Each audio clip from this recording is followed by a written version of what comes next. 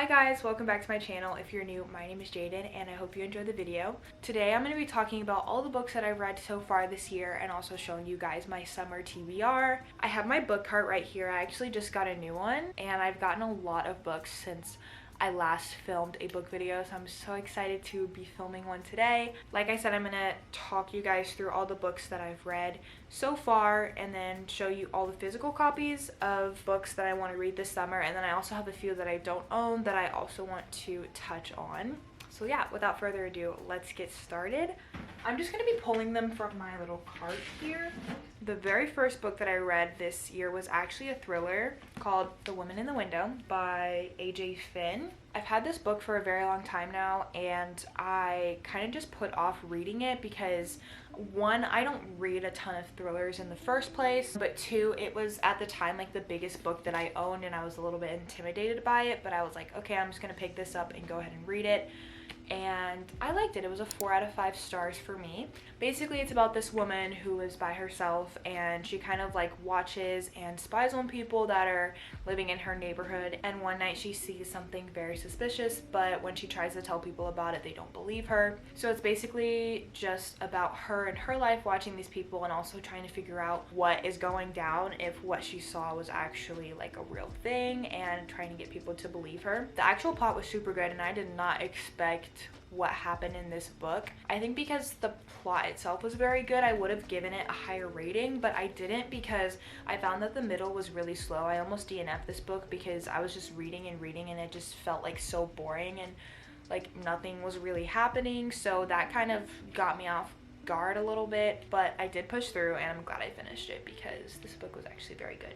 I wouldn't say that it's particularly scary. I get a little bit like scared whenever I read any sort of thriller because it's just the idea that I'm reading a thriller. Like it's just like an eerie feeling, but I wouldn't say that I get like super scared or afraid of anything. Yeah, there's also a show on this. Is it a show or a movie? I actually have no idea. If you've watched it, let me know if it was good or not. I heard the show is more graphic than the book, so we'll see if I end up watching it.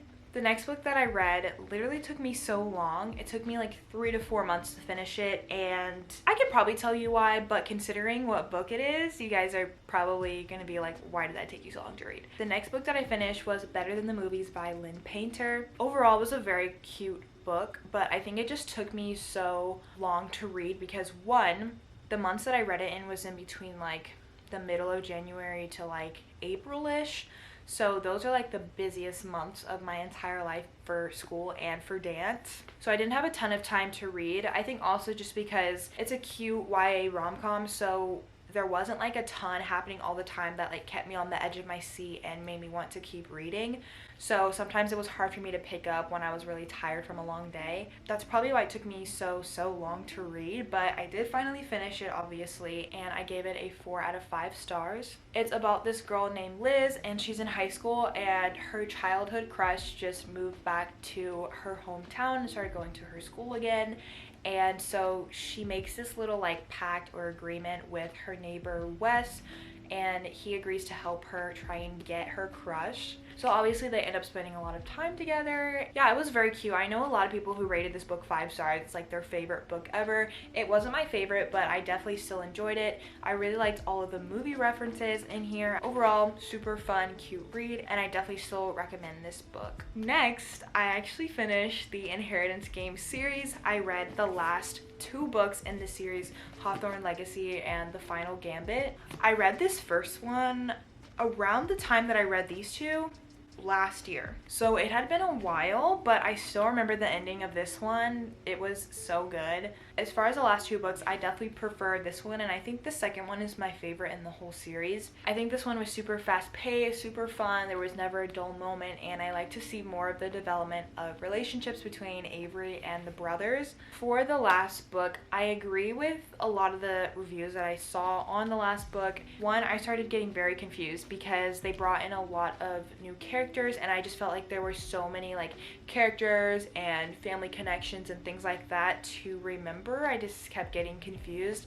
The plot like twist or like the final reveal, I guess, was not what I was expecting, but the ending was also not what I was hoping for. So I rated this one 4 stars because it was still entertaining, but it was those tiny things that made it like a little bit less enjoyable for me. And then these two I would rate 4.5 stars. Overall, the series is 4.5 stars for me. I just love all the characters. I love all the brothers and Avery and their relationship. So fun and so entertaining most of the time. I was just on the edge of my seat. Like, I could never guess what was happening. Every time I thought it was something or someone, it wasn't. So I recommend this series to literally every single person that likes to read. Even if you don't like to read, I feel like this would be a great just like starter book kit. I don't even know, but yeah, I just love these books and I recommend them to everyone. Oh my gosh, guys, why did I just hold my face like that? Anyway, this is my first 5-star read of the year and I'm so excited to talk about it, and that is Beach Read by Emily Henry. I adore this book so much. I did tab this book quite a bit and I also annotated it, but I don't want to show it because, well, I didn't annotate it that much. I mostly just like underlined my favorite parts and quotes and stuff, but like, oh my gosh, can y'all see? Don't read the page if you haven't read it, but I just love this book.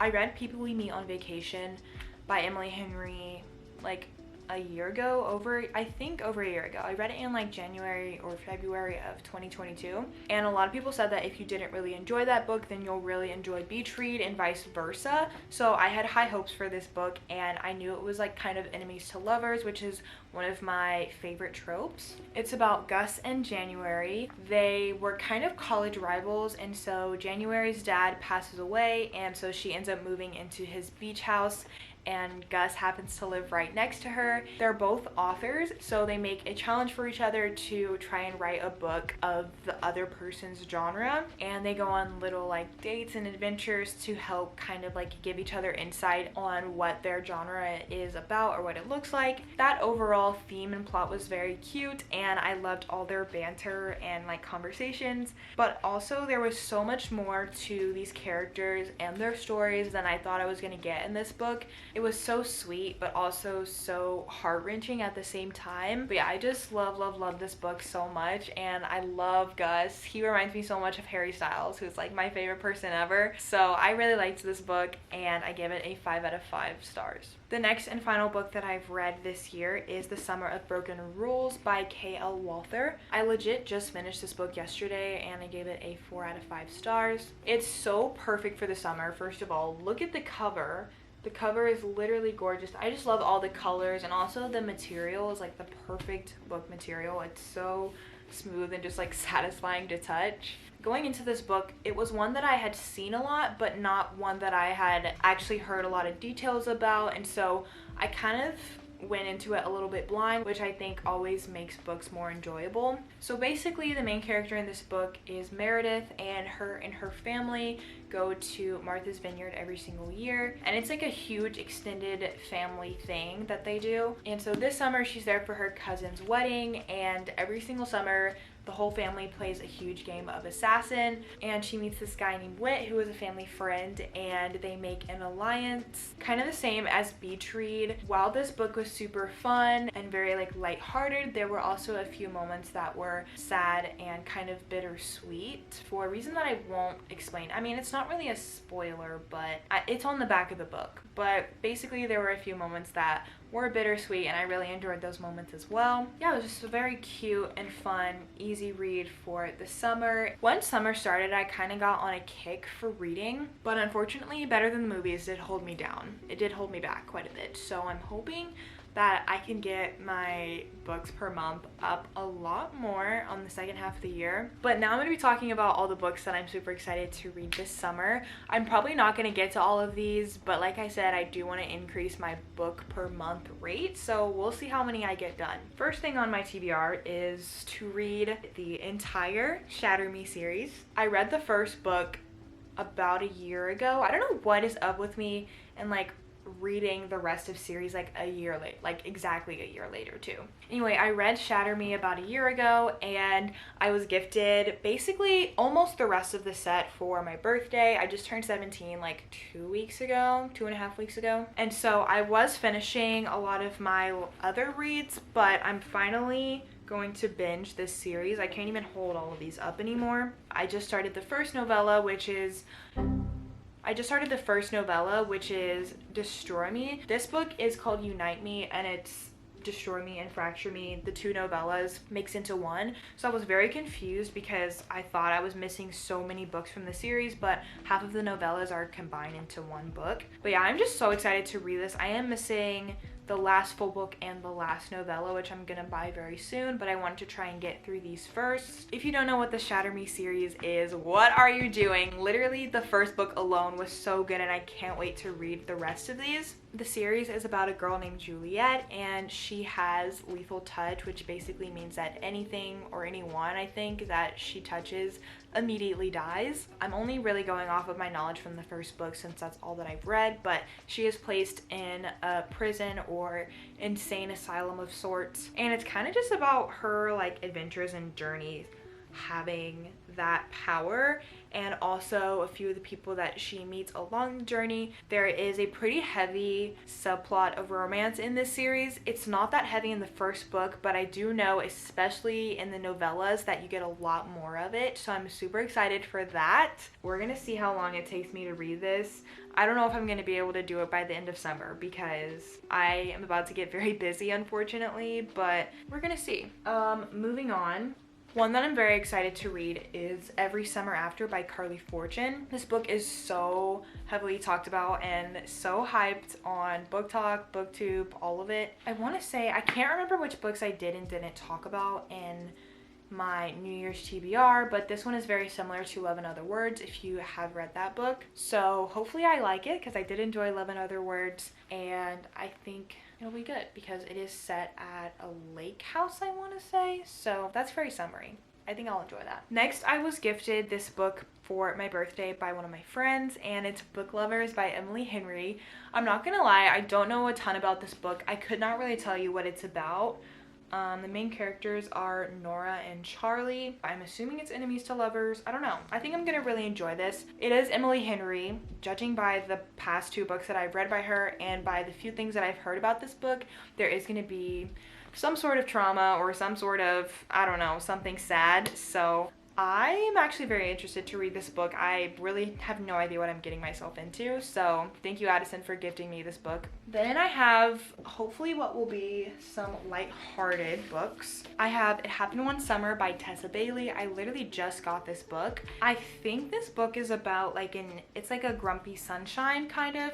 He's like a very serious, like, I don't know, sarcastic fisherman guy, and she is like, I'm pretty sure she's like an influencer, and she like comes to his town for something that has to do with her dad, I think. Her life is getting a little bit out of control, I think, as an influencer. So her dad sends her to Westport, Washington, and she meets this guy named Brendan, who is this like grumpy fisherman guy. So it's a small town romance. I don't think I've ever read a Grumpy Sunshine book, so this will be my first Grumpy Sunshine trope book. Very excited, very much looking forward to reading this. Next one, I'm hoping to read this on a beach trip. This is one of Haley Pham's favorite books, and she is one of my favorite booktubers. I think Sarah Caroli really likes this book too, and I also love watching her videos.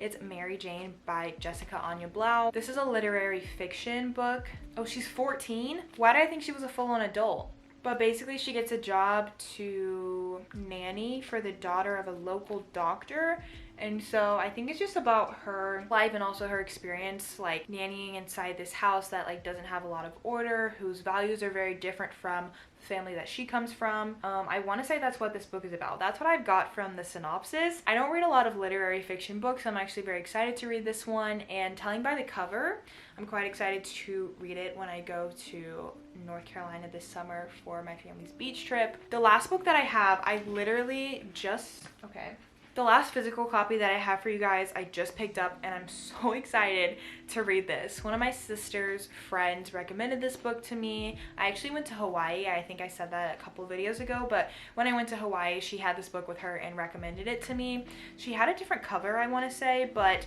I saw this in Barnes the other day and it was 50% off, so I was like, I have to get it. And I haven't, other than my Shatter Me series, like I don't have a lot of dystopian fantasy books like standalones. That's kind of one whole world, so I wanted a different world, and so I got Heartless by Marissa Meyer. First of all, this cover is so gorgeous. This is probably one of the prettiest covers. I think this is one of the prettiest covers that I own. Okay, I'm just gonna read the back so that you know what it's about and so that I know what it's about, because I have an idea, but to explain it to you guys, I'm just gonna read the back. It says, Catherine may be one of the most desired girls in Wonderland and a favorite of the unmarried king, but her interests lie elsewhere. A talented baker, she wants to open up a shop and create delectable pastries. But for her mother, such a goal is unthinkable for a woman who could be a queen. At a royal ball where Kath is expected to receive the king's marriage proposal, she meets handsome and mysterious Jess. For the first time, she feels the pull of true attraction. At the risk of offending the king and infuriating her parents, she and Jess enter into a secret courtship. So I'm pretty sure, wait, what is, not forbidden love. I feel like there's another word for it. Definitely probably gonna be a good love triangle there. And Kath is determined to choose her own destiny, but in a land thriving with magic, madness, and monsters, fate has other plans. You will see this in my end of year book video. Like, I'm gonna read it very soon, praying, because I just can't wait for this one.